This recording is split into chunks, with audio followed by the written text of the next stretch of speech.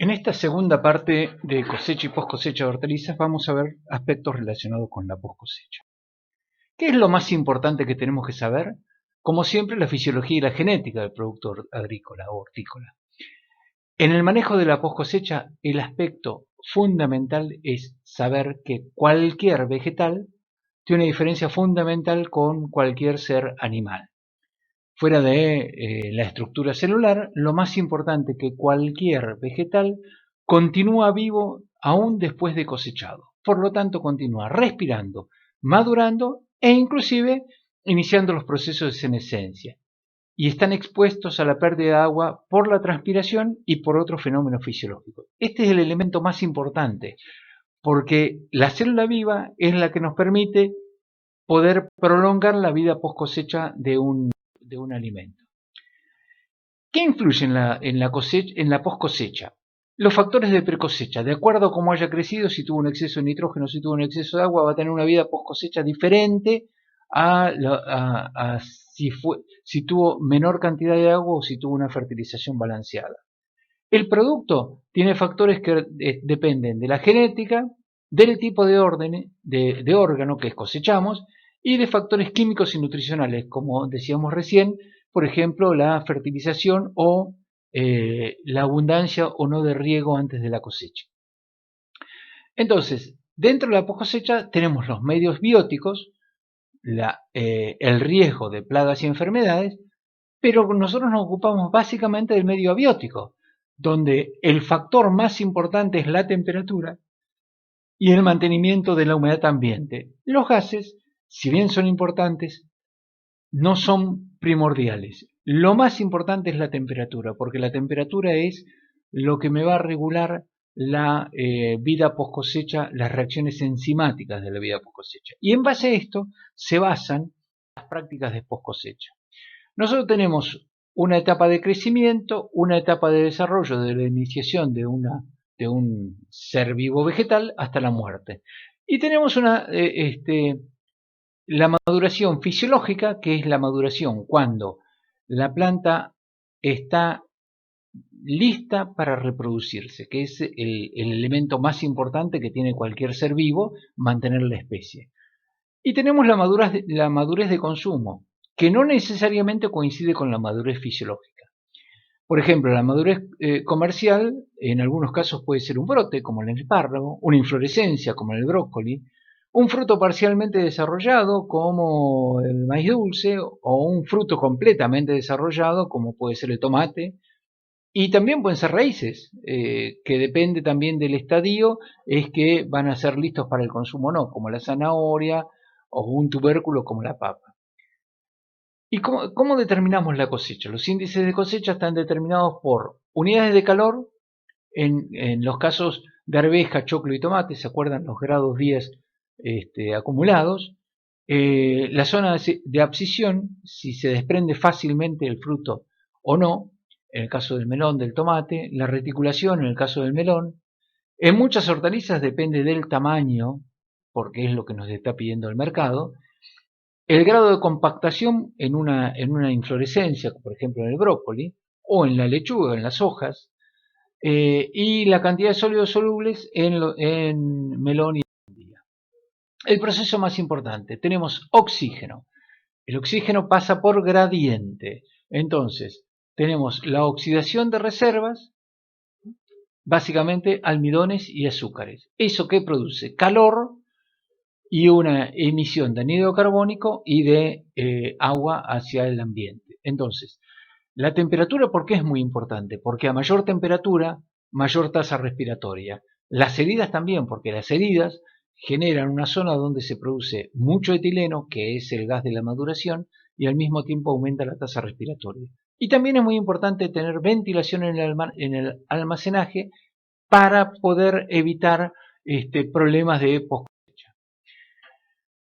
Aquí tenemos la diferencia entre frutos climatéricos y no climatéricos. En síntesis, hay en un momento el fruto climatérico produce un pico, un climatérico respiratorio y después baja, mientras que es el tomate.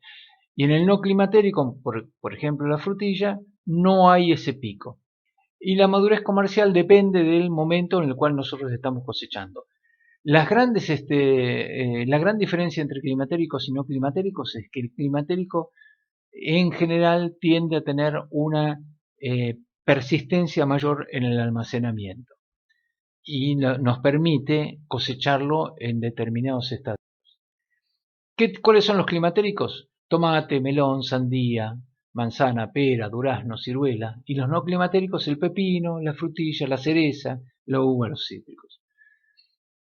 Una diferencia sí a grandes rasgos, que no es tan así, pero que nosotros la usamos mucho en post cosecha, que es decir, el climatérico, una vez que lo cosechamos y lo cosechamos relativamente bien, va a continuar madurando y vamos a tener los sabores y el aroma pertenecientes a la especie. No climatérico, si lo cosechamos demasiado temprano, no va a adquirir esas características. El otro punto es la transpiración. La transpiración se realiza básicamente por estomas o por lenticelas. Entonces, es muy importante el cuidado de los estomas y de las superficies expuestas y que no haya heridas, que aumenta la tasa también de transpiración. Y esto es lo que hace a la apariencia del alimento. Nosotros evitar la transpiración nos mantiene la calidad. Recuerden que estamos hablando de productos que tienen entre el 85 y el 95% de agua. Entonces, ¿qué es importante? La humedad ambiente, la temperatura. A mayor temperatura también tenemos mayor transpiración, y la manipulación. Cuanto menos manipulación haya, también podemos mantener mejor la humedad interna del producto. Entonces, las prácticas post cosecha se basan en ¿qué? En mantener la humedad relativa. Por un lado, enfriar las hortalizas hasta la temperatura cercana a la del lugar del almacenamiento lo más pronto posible. Muchas veces se cosecha en el campo, se tira en algún lugar donde haya agua, puede ser un tanque australiano o algo similar, para bajar la temperatura que trae el campo. Si yo estoy cosechando con 35 grados en el campo, tengo que bajar rápidamente la temperatura para evitar las pérdidas de humedad y evitar también bajar la tasa respiratoria. Mantener el aire del ambiente cercano al punto de saturación. ¿Por qué? Porque en la post cosecha, si nosotros tenemos una humedad cercana al 100%, si recordamos lo que vimos cuando hablamos de la fisiología y la genética, esto implicaba que una humedad cercana al 100% no hubiera gradiente. Entonces, al bajar el gradiente, evitamos la pérdida de humedad y mantenemos la calidad del producto. Y también evitar la condensación, porque es el lugar por donde vamos a tener especialmente enfermedades. El otro factor, que es el más importante de todos, es la temperatura, tan importante como la humedad relativa. Con altas temperaturas tenemos, que esto ocurre cuando, por ejemplo, una cámara cerrada, se rompe el equipo de frío, o no nos damos cuenta, cuando llega a los 40 grados se ocurre daño de tejidos. Al final se pone negra y los tejidos se ablandan. Ahora, a más de 60 grados hay un daño enzimático que ya es irrecuperable. O sea, si recordábamos que las enzimas tienen una temperatura mínima, una media, una óptima y una máxima, nosotros a más de 60 grados para la mayoría de las hortalizas le estamos provocando un daño enzimático que es irreversible. ¿Qué es lo que puede pasar? Ocurre en algunos casos sabores alcohólicos desagradables por la fermentación. La fermentación también se da cuando no tenemos oxígeno, cuando bajamos muchísimo el nivel de oxígeno y se produce lo que se llama la respiración anaeróbica. Y también tenemos que tener en cuenta qué tipo de alimento estamos teniendo, porque para los productos tropicales, en general, nosotros hablamos de que 10 grados es una temperatura en la cual arriba de 10 grados la podemos mantener sin problemas, menos de 10 grados ya podemos tener problemas. Pero esto depende mucho de la especie y decimos que estaríamos entre 5 y 14 grados. ¿Y cuál es la consecuencia de bajar la temperatura? Degradación de los tejidos, ennegrecimiento y mal sabor. De nuevo, porque estamos afectando a las enzimas.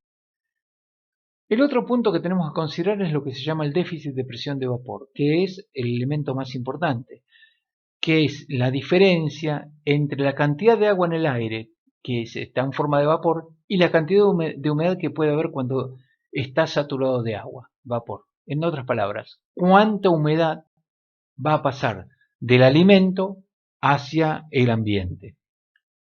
Reiteramos que los factores más importantes a manejar son la temperatura y la humedad relativa.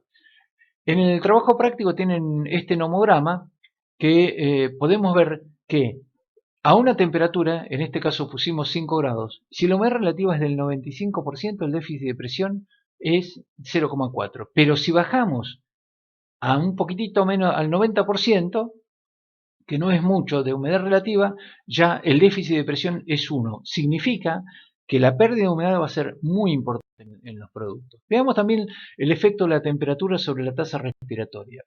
Para poder visualizarlo, miremos el espárrago. A 0 grado tiene 44, esto se mide en miligramos de anhídrido carbónico por kilo por hora. Tenemos una tasa respiratoria de 44. Cuando vamos a 10 grados, a 197, o sea, prácticamente 5 veces más. Y cuando vamos a 20 grados, prácticamente 10 veces la tasa respiratoria de un tallo como es el espárrago. Ahora veamos, ¿cuál es la incidencia de esto sobre la conservación? Si lo mantenemos a 0 grados con esa tasa respiratoria, lo podemos mantener 19 días. Cuando nos fuimos a 197 lo podemos mantener 5 días. Y cuando estamos a 20 grados, que es lo que ocurre en las verdulerías cuando se expone el espárrago, nos va a durar 2 días. Aquí vemos una foto donde se está haciendo, por un lado, el tomate en rama, que se pueden encontrar en algunos buenos supermercados actualmente, algunas buenas verdulerías, donde no se puede mojar si no se cepilla.